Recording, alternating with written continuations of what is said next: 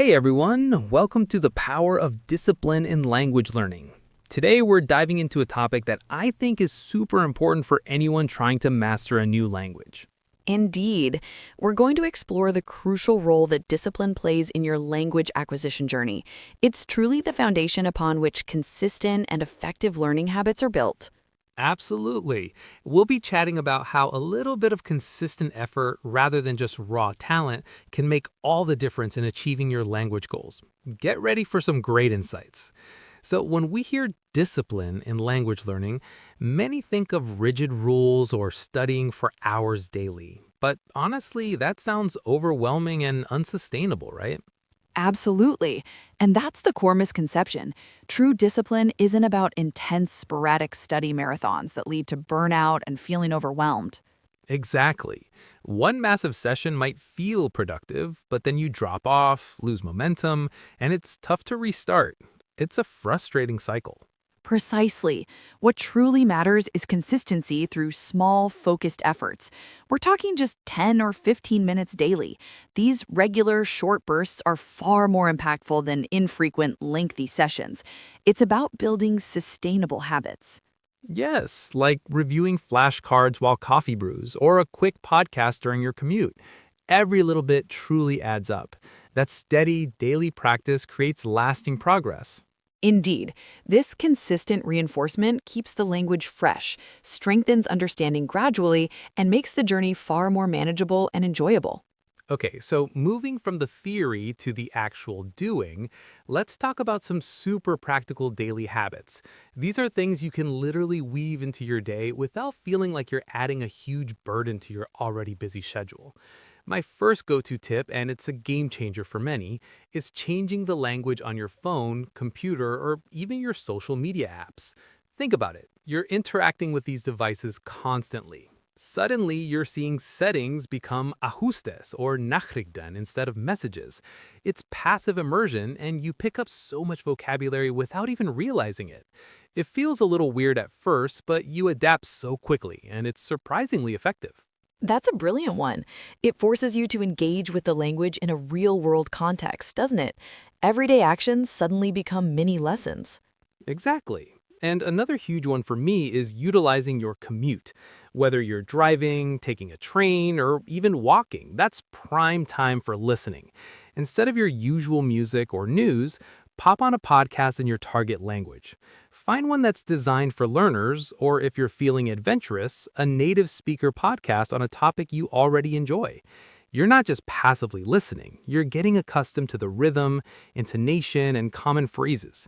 Or if you're stuck in line at the grocery store or waiting for an appointment, pull out some flashcards. Even just 5 minutes of reviewing vocabulary can make a difference. The key is finding those small pockets of time and making them productive rather than trying to carve out massive, intimidating study blocks. It's about consistency, not intensity, and making it enjoyable rather than a chore. That's all spot on, truly. And while those daily habits are wonderful, it's natural to hit a wall sometimes, isn't it? We all face those moments of procrastination, a dip in motivation, or just feeling utterly overwhelmed by the sheer volume of what there is to learn. Oh, absolutely. Like when I open my Spanish app and suddenly my brain just goes, nope, not today. It's a real struggle sometimes. Indeed. And for those times, a few strategies can be incredibly helpful. Firstly, let's talk about setting realistic goals. Instead of aiming to master an entire grammar textbook in a week, perhaps focus on learning 10 new verbs or having a 5-minute conversation practice. Smaller, achievable goals build confidence and prevent that feeling of being swamped. It's about setting yourself up for success, not disappointment. Secondly, and this is quite important, celebrate those small victories. Did you understand a sentence in a movie without subtitles? That's fantastic. Successfully order coffee in your target language? Brilliant. Acknowledge these moments. They're powerful motivators and prove that your consistent efforts are paying off. It reinforces the positive feedback loop. And finally, consider finding an accountability partner. This could be a friend, a classmate, or even an online language exchange partner.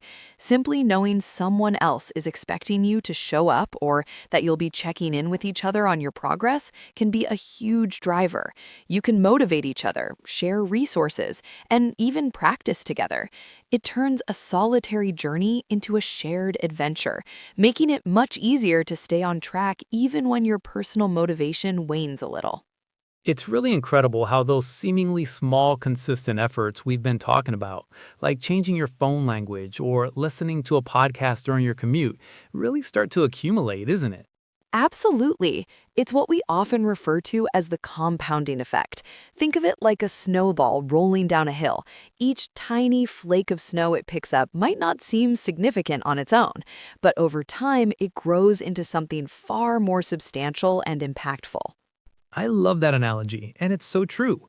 You don't just wake up one day suddenly fluent, but then you look back after a few months or even a year and you realize, wow, I can actually understand that song. Or I just had a conversation completely in English without even thinking about every word.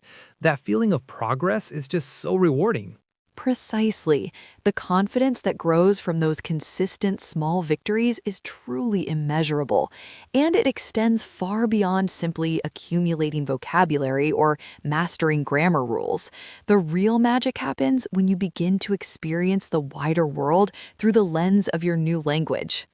Totally. Like genuinely connecting with people from different cultures, understanding their humor, their perspectives in a way you couldn't before, or maybe even opening up doors for travel or work opportunities that you never would have even considered otherwise.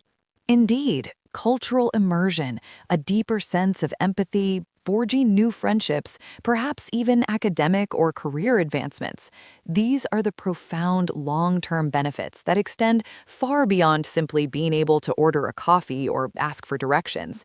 It's about significant personal growth and truly expanding your horizons.